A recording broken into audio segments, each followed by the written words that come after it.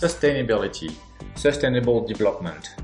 You must have heard these words a lot over the last number of years. Well, at least I did. And maybe, just maybe, sometimes you were not totally clear as to what people really meant. So you may be familiar with the Brundtland definition, which is quite common. Sustainable development is development that meets the needs of the present without compromising the ability of future generations to meet their own needs. Although this doesn't exactly tell us what to do on Monday morning, it's a very easy definition to understand and to communicate. There's another one that was created in the late 1980s, that is more of a scientific definition. It was created by a Swedish doctor. His name is Carl, and he was frustrated with the lack of common language around sustainability. So he thought, what if we managed to get a group of scientists together and to agree on what sustainability means based on science and thermodynamics? And maybe that will lead to understanding what the root causes of unsustainability are. So that's what he did. He put together a group of 50 scientists, mathematicians, physicists, chemists, etc. And after 22 drafts, they agreed on several things. First, they agreed on the fact that we live in the biosphere. So the biosphere is this very thin layer at the surface of the Earth where life is possible. Proportionally speaking, it's as thin and fragile as the skin on an onion. And within this biosphere, there are plants and animals. Plants produce oxygen and food, which are consumed by the animals. And in return, the animals produce fertilizer and CO2, carbon dioxide, which are used by the plants. And we have a cycle that is well balanced.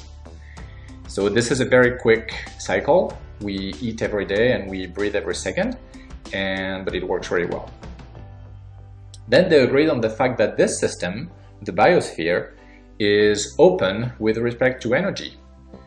So this means that energy from the sun comes in and radiations come out. And they also agreed on the fact that this system is closed with respect to matter. So maybe you remember this very famous phrase from Lavoisier that says, nothing is created, nothing disappears, everything is only transformed. So this is also known as the first law of thermodynamics, the law of conservation of matter. And it means that except for a few satellites and meteorites, all the matter that was on Earth 4 billion years ago is still here today. It has changed form and the molecule reorganized themselves over time, but it is still the same matter. And the other thing that comes with this is that everything has a tendency to disperse. So for example, take an iPhone and wait for 1,000,000 years, it's very likely that you will get a pile of dust. Take a pile of dust and wait for 1,000,000 years, you will never get an iPhone. It works only in one direction. This is also known as the second law of thermodynamics, the law of entropy. So if everything disperses all the time, how is it possible that we live here in such a beautiful world with beautiful nature, cities, people, flowers, and so on?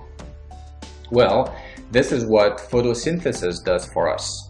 Photosynthesis pays the bills. It enables plants to use the energy from the sun in order to reorganize matter and create new structure. So the group of scientists also agreed on the fact that there are other cycles, very slow geological cycles, that bring matter from the lithosphere, that we also call the Earth crust, to the biosphere. And these cycles are also very well balanced. Some matter moves from the Earth's crust to the biosphere through things like volcano eruptions and weathering. And just about the same amount of matter goes back from the biosphere to the Earth crust via things like mineralization and sedimentation. And all this is well balanced. These cycles take millions of years. They are very slow, unlike the previous ones, and they also work very well. So this is what the scientific community agreed upon. So this is the world we live in. And so we can ask the question, what is sustainability? Well, sustainability is actually the capacity of our human society to continue indefinitely within these natural cycles. And sustainable development would be a development towards this state of sustainability. So you may be thinking, well, this does not exactly tell us what to do on Monday morning either.